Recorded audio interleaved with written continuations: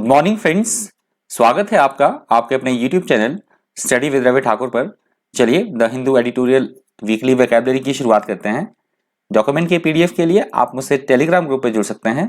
मेरे Telegram group का नाम है स्टडी विद रवि ठाकुर, तो इस डॉक्यूमेंट का पीडीएफ आपको टेलीग्राम ग्रुप पे मिल जाएगा। चलिए शुरुआत करते हैं वोकैबुलरी की। आज की जो वीकली वोकैबुलरी है उसका पहला वर्ड है कोजेंट। कोजेंट यहाँ पे एडजेक्टिव की तरह यूज हुआ है। इसका मतलब होता है प्रभावशाली एवं बिल्कुल स्पष्ट तरीके से कोई बात जो लोगों को प्रभावित करे, उसको बोला जाता है cogent. Strongly and clearly expressed in a way that influences what people believe, that is called cogent. Next word है वर्डिक्ट। वर्डिक्ट यहाँ पे नाउन की तरह यूज हुआ है। इसका मतलब होता है सोच विचार करने के बाद लिया गया कोई डिसीजन, या हम बोल सकते हैं न्यायालय के द्वारा जो जजेस की ज्यूरी होती है उसके द्वारा जो फैसला लिया जाता है उसको बोला जाता है verdict. The decision that is made by a specially chosen group of people, the jury in a court of law, that states if a person is guilty of a crime और not, that is called verdict. Next word है caveat. Caveat यहाँ पे noun की तरह use हुआ है। इसका मतलब होता है किसी भी बात या काम में सावधानी बरतना, उसका किसी भी काम का दायरा होना या फिर चेतावनी स्पेसिफाई की होना किसी काम के लिए, तो उसको बोला जाता है कैविएट।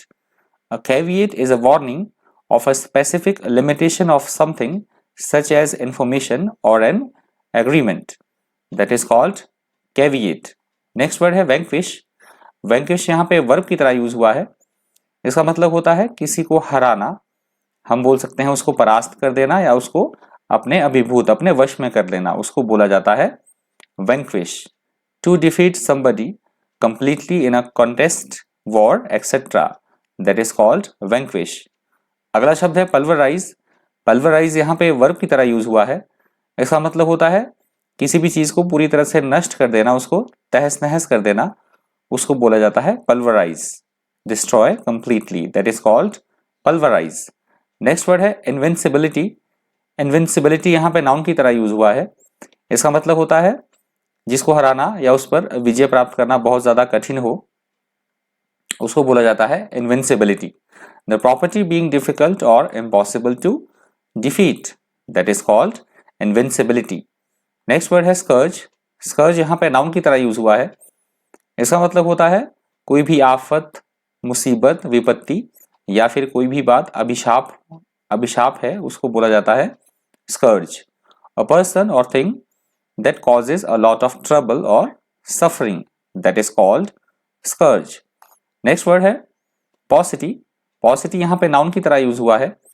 इसका मतलब होता है किसी भी चीज का अभाव होना, उसकी कमी होना मात्रा में, तो उसको बोला जाता है paucity. less than enough or something too little, that is called paucity. Next word है indigenous.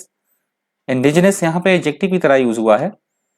इसका मतलब होता है कोई भी ऐसी चीज जो स्थानीय हो, लोकल हो, देशी हो, उसको बोला जाता है इंडिजिनस। इंडिजिनस पीपल और things belong to the country in which they are found rather than coming there और being brought there from another country, that is called indigenous. Next word है एफिकेसी। एफिकेसी यहाँ पे noun की तरह use हुआ है। इसका मतलब होता है किसी भी चीज का, किसी भी बात का गुण, उसकी क्वालिटी, प्रभाव, इफेक्टिवनेस, प्रभावकारिता होना उसकी, तो उसको बोला जाता है efficacy. If you talk about the efficacy of something, you are talking about its effectiveness and its ability to do what it is supposed to, that is called efficacy. Next word है solace. Solace यहाँ पे noun की तरह use हुआ है। इसका मतलब होता है किसी को सांत्वना देना, उसको ढांढस बधाना, धीरज देना या फिर दिलासा देना, तो उसको बोला जाता है इंग्लिश में solace. Solace is a feeling of comfort that makes you feel less sad, that is called solace. Next word है कॉन्टेम्प्ट। कॉन्टेम्प्ट यहाँ पे नाउन की तरह यूज हुआ है। इसका मतलब होता है किसी का तिरस्कार करना, उसका अपमान करना या फिर अवमानना करना उसको बोला जाता है इंग्लिश में contempt. If you have contempt for someone और something, you have no respect for them or think that they are unimportant, that is called contempt. Next word है माइल्ड। माइल्ड यहाँ पे एडजेक्टिव की तरह यूज हुआ है। इसका मतलब होता है किसी स्थिति के प्रति या किसी के प्रति नरम पड़ जाना, कमजोर पड़ जाना, हल्का हो जाना, उसको बोला जाता है mild. Not strong, not very bad, that is called mild. Next word है इंसिन्यूएशन। इंसिन्यूएशन यहाँ पे नाउन की तरह यूज हुआ है। इसका मतलब होता है अप्रत्यक्ष रूप से किसी बात की तरफ इशारा करना, इनडायरेक्ट वे में, उसको बोला जाता है इंसिन्यूएशन।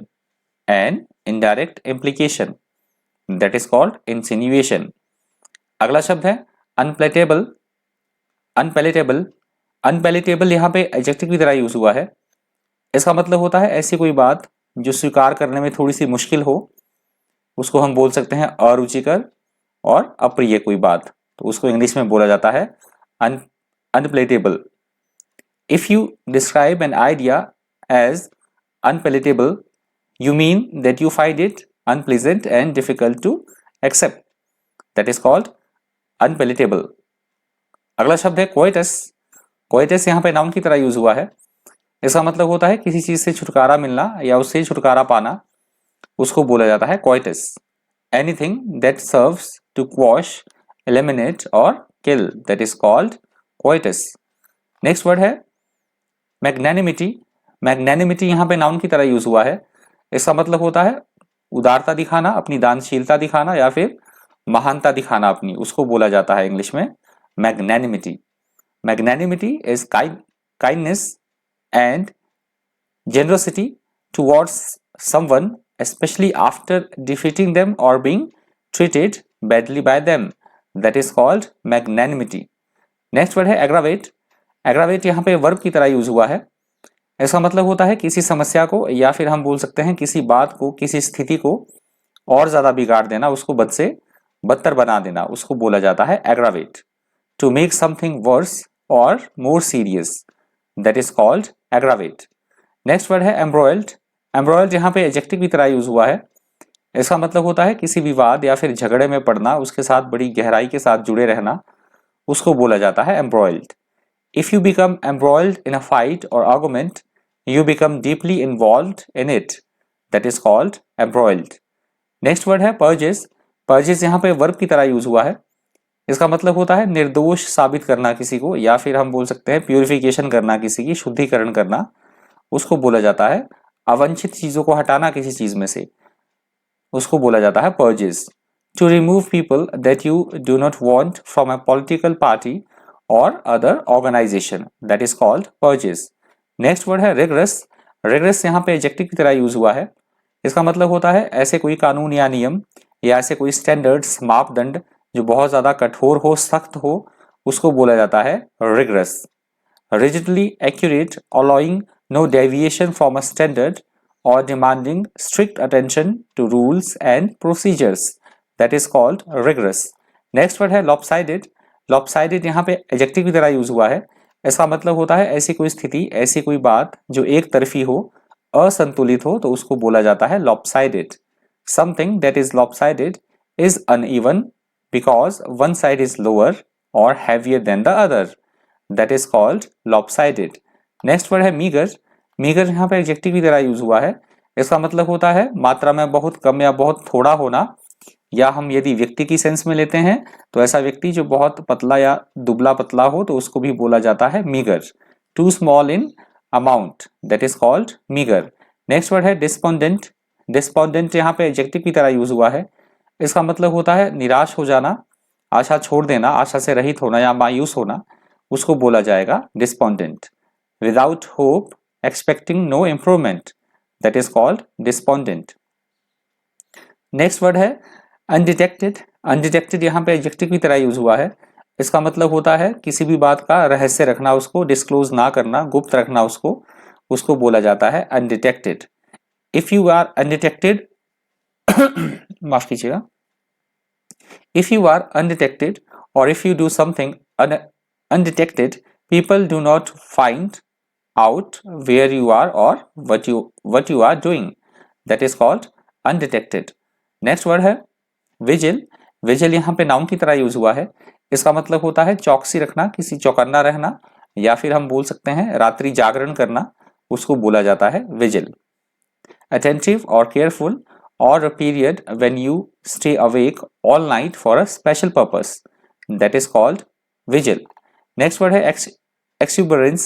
एक्सुबरेंस यहाँ पे नाउन की तरह यूज हुआ है। ऐसा मतलब होता है ऐसा व्यक्ति जिसका व्यवहार बहुत ज्यादा एनर्जेटिक हो, उत्साहपूर्ण हो एवं खुशनुमा व्यवहार हो, या ऐसा व्यवहार करना किसी के साथ, उसको बोला जाता है exuberance. Exuberance is behaviour that is energetic, excited and cheerful, that is called exuberance. Next word है इनेविटेबल। इनेविटेबल यहाँ पे एडजेक्टिव की तरह यूज हुआ है। इसका मतलब होता है ऐसी कोई घटना, ऐसी कोई बात जो होनी ही है, उसको टाला नहीं जा सकता है, उसको बोला जाता है inevitable. that cannot be avoided or prevented from happening, that is called inevitable. Next word है कॉन्ट्रैक्शन। कॉन्ट्रैक्शन यहाँ पे नाउन की तरह यूज हुआ है। इसका मतलब होता है किसी भी क्रिया में संकुचन होना, सिकुड़न होना, या हम बोल सकते हैं संकुचन की प्रक्रिया। ये वर्ड मोस्ट प्रोबेबली एडिटोरियल में यूज होता है इकोनॉमी के लिए। इकोनॉमी का, हमारी अर्थव्यवस्था है उसका, उसमें कमी आना, उसका सिकुड़ जाना, उस सेंस में इसका यूज होता है कॉन्ट्रैक्शन का। द प्रोसेस ऑफ बिकमिंग और of making something become smaller और shorter, that is called contraction. Next word है स्ट्रिंजेंट। स्ट्रिंजेंट यहाँ पे एडजेक्टिव की तरह यूज हुआ है। इसका मतलब होता है बहुत ज्यादा कठोर एवं सख्त नियम, कानून या फिर मापदंड होना, स्टैंडर्ड्स होना, that is called stringent. Very strict law, rule etcetera, that is called stringent. Next word है एब्जोर। एब्जोर यहाँ पे वर्ब की तरह यूज हुआ है।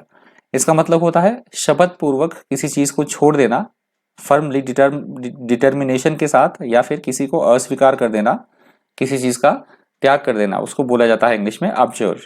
टू प्रॉमिस पब्लिकली और formally that you will give up or not accept a belief or a way of behaving, that is called abjure. Next word है discretionary. discretionary यहाँ पे एडजेक्टिव की तरह यूज हुआ है। इसका मतलब होता है अपनी बुद्धि से, स्व विवेक से, सोच विचार, सोच समझकर कोई डिसीजन लेना, उसको बोला जाता है discretionary. Having or using the ability to act or decide according to your own discretion or judgment, that is called discretionary. Next word है conserved. conserved यहाँ पे एडजेक्टिव की तरह यूज हुआ है। इसका मतलब होता है किसी चीज को बर्बाद होने से बचाना, उसका संरक्षण करना या उसको संरक्षित करना, उसको बोला जाता है conserved. To avoid wasting something, that is called conserved. Next word है wanted. wanted यहाँ पे वर्ब की तरह यूज हुआ है। इसका मतलब होता है अपनी ही तारीफ करना, शेखी मारना, बड़ी बड़ी बातें करना अपने बारे में, अपने मुंह मियां मिट्ठू बनना, उस तरह की बात, तो उसको इंग्लिश में बोला जाता है वांटेड। प्रेज्ड और talked about more than you deserve, that is called wanted. Next word है ग्रिम। ग्रिम यहाँ पे एडजेक्टिव की तरह यूज हुआ है। इसका मतलब होता है ऐसी कोई स्थिति जो बेहद गंभीर हो, डरावनी हो या फिर बहुत ज्यादा विकट हो, उसको बोला जाता है grim. A situation or piece of information that is grim is unpleasant, depressing and difficult to accept, that is called grim. Next word है embroil. embroil यहाँ पे वर्ब की तरह यूज हुआ है। इसका मतलब होता है किसी चीज में उलझे हुए रहना, इंडल्ज होना, उसमें फंसे हुए होना। ये शब्द अभी हमने डिस्कस कर लिया है, उलझे हुए होना उसमें, तो उसको बोला जाता है embroil. If someone embroils you in a fight or an argument, they get you deeply involved in it, that is called embroil. अगला शब्द है इंट्रोस्पेक्शन। इंट्रोस्पेक्शन यहाँ पे नाउन की तरह यूज हुआ है। इसका मतलब होता है अपने विचारों या अपनी सोच के बारे में, अपनी भावनाओं के बारे में सोचना, आत्ममंथन करना अपना, या आत्म विश्लेषण करना, उसको बोला जाता है introspection. The process of thinking deeply and carefully to examine your own ideas, feelings etcetera, that is called introspection. Next word है एग्जैजरबेटेड। एग्जैजरबेटेड यहाँ पे वर्ब की तरह यूज हुआ है। इसका मतलब होता है किसी समस्या को, किसी स्थिति को या फिर रोग को और ज्यादा बिगाड़ देना, उसको बद से बदतर बना देना, उसको बोला जाता है exacerbated. To make something worse, especially a disease और a problem, that is called exacerbated. Next word है बोल्स्टर। बोल्स्टर यहाँ पे वर्ब की तरह यूज हुआ है।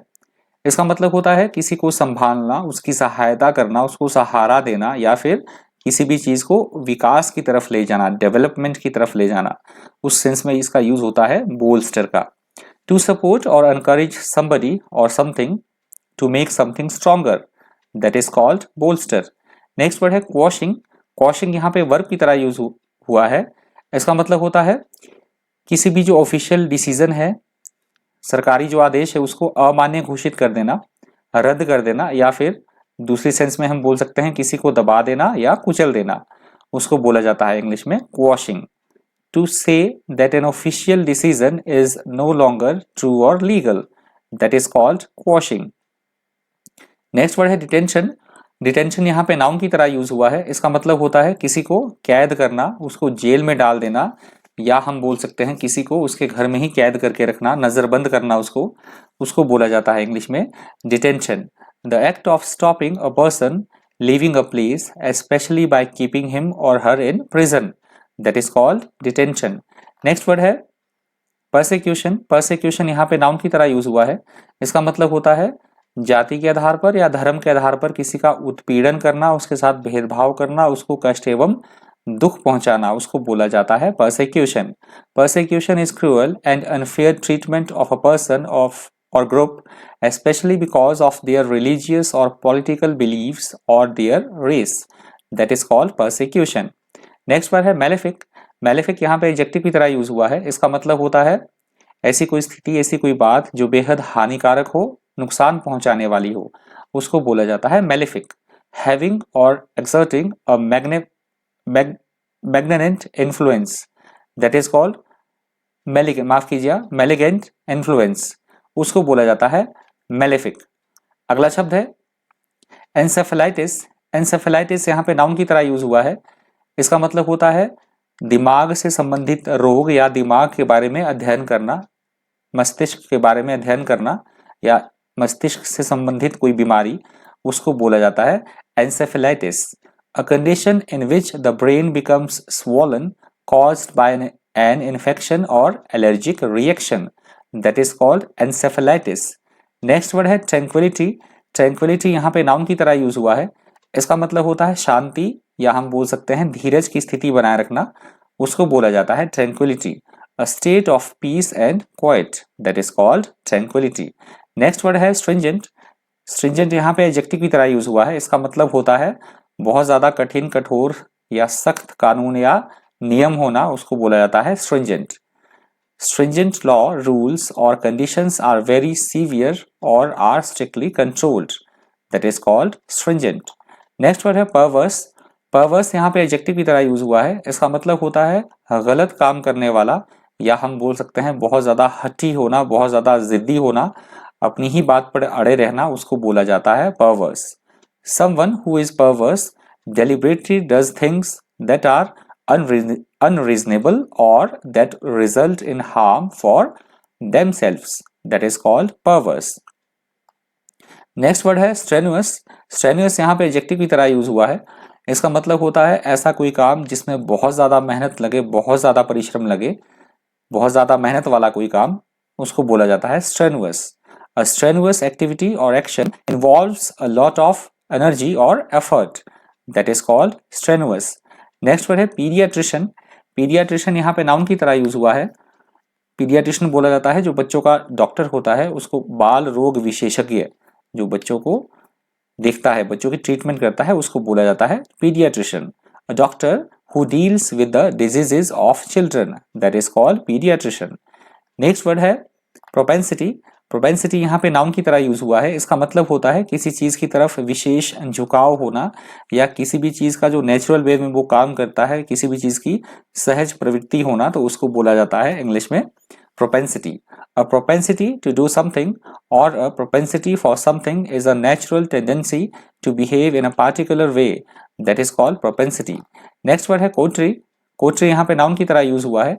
इसका मतलब होता है एक समान रुचि रखने वाले लोगों का ग्रुप, जिनका कि एक ही हित हो, वो एक ही समान सोचते हो, मतलब एक ही तरह वो सोचते हो, और किसी और पर्सन को और व्यक्ति को अपने ग्रुप में शामिल ना होने देना चाहते हो, तो ऐसे ग्रुप के लोगों को बोला जाता है coterie. A coterie of a particular kind is a small group of people who are close friends और have a common interest and who do not want other people to join them, that is called coterie. Next word है erosion. Erosion यहाँ पे noun की तरह use हुआ है। इसका मतलब होता है किसी भी चीज में कमी होना, क्षय होना उसका, या हम बोल सकते हैं जब बारिश होती है तो जो मिट्टी का बहाव होता है, मिट्टी बह के चली जाती है, जिसको बोला जाता है मृदा अपरदन, तो उसको बोला जाता है erosion. The erosion of support values और money is a gradual decrease in its level और standard, that is called erosion. Next word है कॉन्टेंशियस। कॉन्टेंशियस यहाँ पे एडजेक्टिव की तरह यूज हुआ है। इसका मतलब होता है ऐसी कोई बात या ऐसी कोई स्थिति जो कि विवादपूर्ण हो, कलहपूर्ण हो, झगड़े वाली हो, उसको बोला जाता है कॉन्टेंशियस। और contentious issue causes a lot of disagreement और argument, that is called contentious. अगला शब्द है ऑब्सेसिंग। ऑब्सेसिंग यहाँ पे नाउन की तरह यूज हुआ है। इसका मतलब होता है हमारे दिमाग में, हमारे मन में ऐसी कोई बात हो जो हम उसी से ही ग्रस्त रहें, उसके अलावा हमें कुछ और ना सूझे, उसको बोला जाता है obsessing. To completely fill your mind so that you can not think of anything else, that is called obsessing. Next word है आर्टिकुलेशन। आर्टिकुलेशन यहाँ पे नाउन की तरह यूज हुआ है। इसका मतलब होता है किसी विचार को, किसी विचार या अपने मन के भावों को, जो हमारे मन में फीलिंग्स है, भाव हैं, उसको वर्ड्स में एक्सप्रेस कर देना, उसको शब्दों में प्रकट कर देना, उसको बोला जाता है articulation. The articulation of an idea और feeling is the expression of it especially in words, that is called articulation. Next word है डायलेक्टिक। डायलेक्टिक यहाँ पे एडजेक्टिव की तरह यूज हुआ है। इसका मतलब होता है दो अलग अलग विचार रखने वाले व्यक्तियों, या हम बोल सकते हैं दो अलग अलग विचार हैं, उनको एक इकट्ठा कर देना, उनको क्लब कर देना, उनका मतलब एक ही पर्पस के लिए वो काम करे, तो उस सेंस में इसका यूज होता है डायलेक्टिक का। People refer to the dialectic और dialectics of a situation when they are referring to the way in which two very different forces or factors work together and the way in which their differences are resolved, that is called dialectic. अगला शब्द है obsequious। obsequious यहाँ पे adjective की तरह use हुआ है। इसका मतलब होता है चापलूसी करना, किसी की जी हजूरी करना, अपना मतलब निकालने के लिए उसकी खुशामदगी करना, उसको बोला जाता है इंग्लिश में obsequious। Making a great effort or please or agree with somebody, especially somebody who is important and powerful, that is called obsequious। अगला शब्द है enormity। enormity यहाँ पे नाउन की तरह यूज हुआ है। इसका मतलब होता है किसी भी बात की भयावहता होना, उसका डरावनापन होना, या उसका जो प्रभाव हो वो बहुत ज्यादा गंभीर हो, उसको बोला जाता है enormity। If you refer to the enormity of something that you consider to be a problem or difficulty, you are referring to its very great size, extent or seriousness, that is called enormity। Next word है एंट्रेंट। एंट्रेंट यहाँ पे noun की तरह use हुआ है। इसका मतलब होता है किसी बिजनेस में, किसी कंपटीशन में जो एस्पायरेंट होते हैं, प्रवेश करने वाला जो व्यक्ति होता है, उसको बोला जाता है एंट्रेंट। A person who enters a profession, competition, exam, university etcetera, that is called एंट्रेंट। अगला शब्द है कॉग्निजेंस। कॉग्निजेंस यहाँ पे नाउन की तरह यूज हुआ है। इसका मतलब होता है किसी भी बात की जानकारी होना, उसका संज्ञान लेना, उसको उस संज्ञान में होना, उसको बोला जाता है इंग्लिश में cognizance. Having knowledge of, that is called cognizance. अगला शब्द है इनहेबिटेंट। इनहेबिटेंट यहाँ पे नाउन की तरह यूज हुआ है। इसका मतलब होता है किसी विशेष जगह पर या किसी देश में जो वहां रहते हैं व्यक्ति, वहां के जो निवासी होते हैं, उन्हें बोला जाता है inhabitant. The inhabitants of a place are the people who live there, that is called inhabitant। अगला शब्द है hinge। hinge यहाँ पे नाउन की तरह यूज हुआ है। इसका मतलब होता है ऐसी कोई बात या ऐसी कोई स्थिति जिसके जो आधार हो किसी अन्य बातों का, किसी अन्य प्रक्रिया का, उसको बोला जाता है hinge। hinge हम दूसरे संदर्भ में हम बोल सकते हैं जो दरवाजे और खिड़कियां होती हैं, जो जिसपे वो टिके होते हैं, लोहे का वो कील लगते हैं जिसपे वो टिके होते हैं, जिसको कब्जा बोला जाता है, तो उसको इंग्लिश में बोला जाता है हिंज।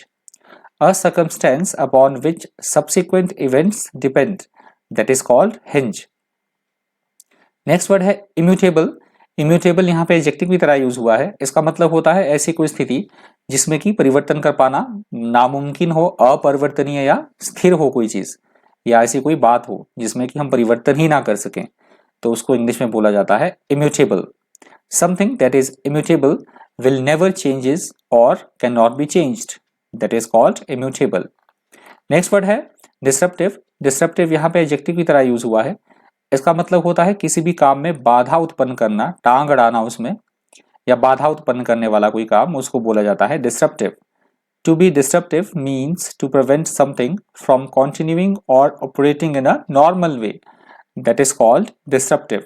नेक्स्ट वर्ड है कॉन्सिक्वेंसेस। कॉन्सिक्वेंसेस यहाँ पे नाउन की तरह यूज हुआ है।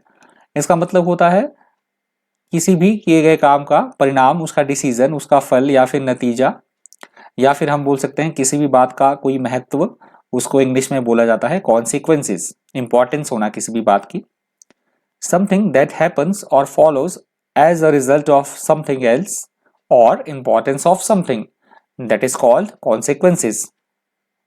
नेक्स्ट वर्ड है एलिविएट। एलिविएट यहाँ पे वर्ब की तरह यूज हुआ है। माफ कीजिएगा, एलिविएट यहाँ पे वर्ब की तरह यूज हुआ है। इसका मतलब होता है कष्ट, पीड़ा या फिर किसी चीज के प्रभाव में उसको कमी करना, कष्ट में कमी करना, किसी की पीड़ा में कमी करना, दुख कम कर देना किसी चीज का, प्रॉब्लम को हटाना, that is called alleviate. To make something less strong और bad, that is called alleviate. अगला शब्द है रेटिसेंस। रेटिसेंस यहाँ पे नाउन की तरह यूज हुआ है। इसका मतलब होता है जितनी आवश्यकता हो केवल उतनी ही बात करना। हम बोल सकते हैं अल्पभाषी, चुप्पी या फिर मौन साधे रहना, उसको इंग्लिश में बोला जाता है reticence. The trait of being uncommunicative, not volunteering anything more than necessary, that is called reticence. Next word है असर्शन।